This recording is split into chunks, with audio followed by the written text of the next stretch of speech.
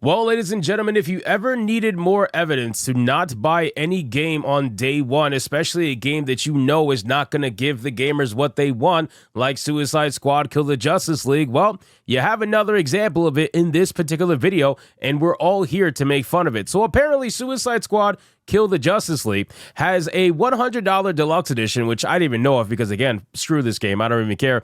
But apparently now that $100 deluxe edition is now on sale for $5. And if you don't like my politics, don't buy my book. Problem solved.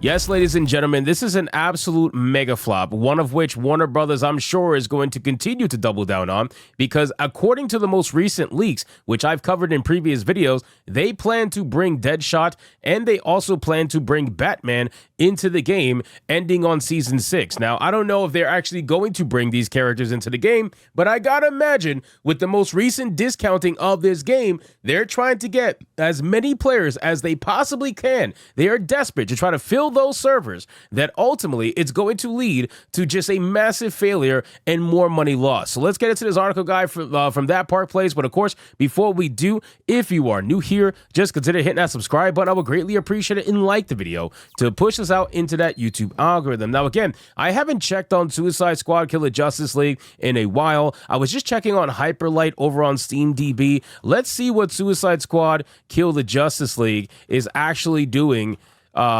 in terms of numbers. Let's see. So we got 83 people in the game right now. Really strong, solid player base for sure. I mean, this game is absolutely being nuked. The last I checked, they were at 200 per day. With a 24-hour peak now, it's at 117. So clearly, this is not exactly helping them very much by putting the game on mega sale. I think it's fair to say that most people are checked out of this particular video game, and it doesn't really matter who they add back to the game. You see little peaks here and there, I suppose. You know, this must have been when the new season came out, I'm pretty sure. Maybe this one. I really don't know. I don't care. This game is absolute trash. But for the most part, yeah, a 24-hour peak of 117. Fair to say that whoever is stuck playing this game must really, really like Suicide Squad Kill the Justice League. So let's get into this article. The massive bomb Suicide Squad Kill the Justice League, which brought the antics of narrative design from Sweet Baby Inc. into the light, has hit a new low, both in terms of failure and pricing. The Suicide Squad Kill the Justice League Digital Deluxe Edition, originally priced at $100,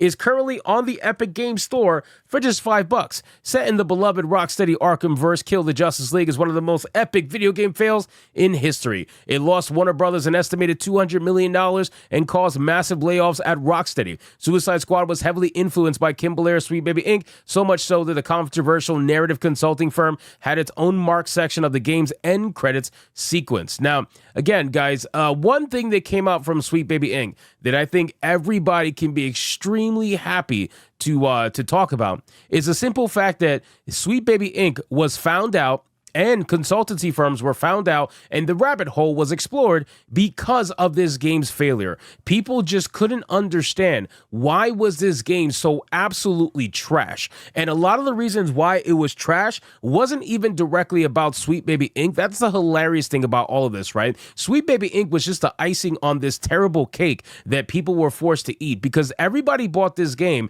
being fans of the Arkhamverse, right? Everybody loves the single-player Arkham games. That's what everybody was asking for, and that's what everybody wants, more single-player Arkham games. But ultimately, Rocksteady was like, you know what, hold up, wait a minute. We know you want single-player games, but hear us out. How about a live service game that's not even based on Batman? How about that? Yeah, we're going to say it's in the Arkhamverse, but we're not actually going to give you the characters that you want to play as. We're going to give you these side characters that for some reason DC keeps trying to push over and over and over again, no matter how many times they get failures in terms of movies, no matter how many times they get failures in terms of video games. No, we're just going to keep pushing the Suicide Squad because we want you guys to really love them. They are amazing. They are better than the Justice League, blah, blah, blah, whatever. So they make these video games and they give it to you and they expect you to just eat the crap. But then when you don't eat the crap, or you found out that what you bought thinking it wasn't crap is actually crap, then you end up returning the game and you end up having a situation like this. So one good thing that came out of all of this is that we discovered SBI,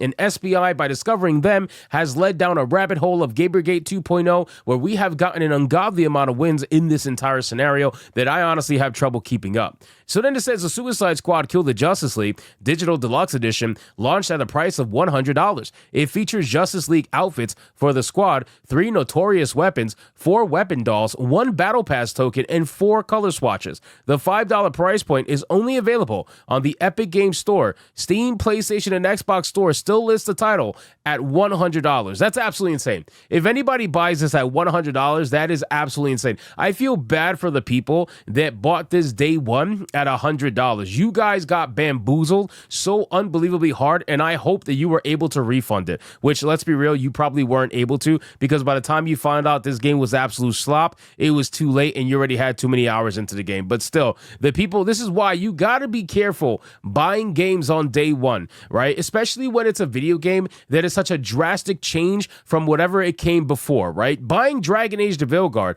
knowing that it's a drastic change from what came before, is a stupid decision. You should probably watch some YouTubers, or you should probably wait for some legitimate reviews to come out before you actually purchase the game. Same thing here. When you had single-player Arkham games that everybody enjoyed and wanted more of, and instead you got a live service game based on characters that nobody asked for, you probably shouldn't have bought the game on day one. You should probably have waited to see what other people were saying about the game first before buying it on day one. So I know there's always going to be some people out there that are going to buy games day one no matter what, and I understand that. Whatever. It is what it is. Do what you want with your money. I'm never going to tell you otherwise, but I'm just going to imply, or at least try to give you some advice, that perhaps you should wait when you see that drastic of a difference play out on screen and you're still giving them money day one, knowing that it's probably not a good idea.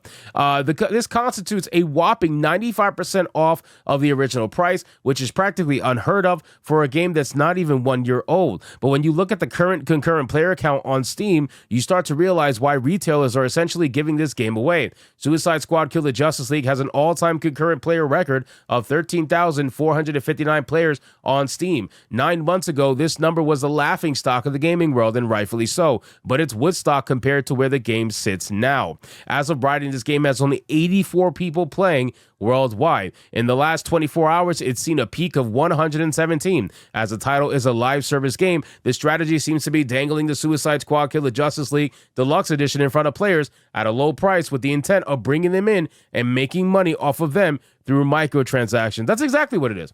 That's exactly what it is. They're hoping that they could get whatever amount of people addicted to the game, even if it's 1 or 2 or 3, whatever. If you could get 3, 4, 5 people addicted to the game and one of them spends an insane amount of money on microtransactions, then you got your money's worth, right? So whoring out the game is just a means to try to get people into the system of microtransactions. That's just been provable. You can look at every free-to-play game. They all do the same exact strategy. Obviously, this is not an FTP game, but still, it's something similar considering that they're damn near giving the game away for free now on Epic Store. So anyway, guys, thank you so much for watching this video. Hope you did enjoy it. If you did, consider leaving me a subscribe. I would greatly appreciate it. Don't forget to like the video, comment, let me know what you thought, and I'll see you guys on the next one. Hypnotic out.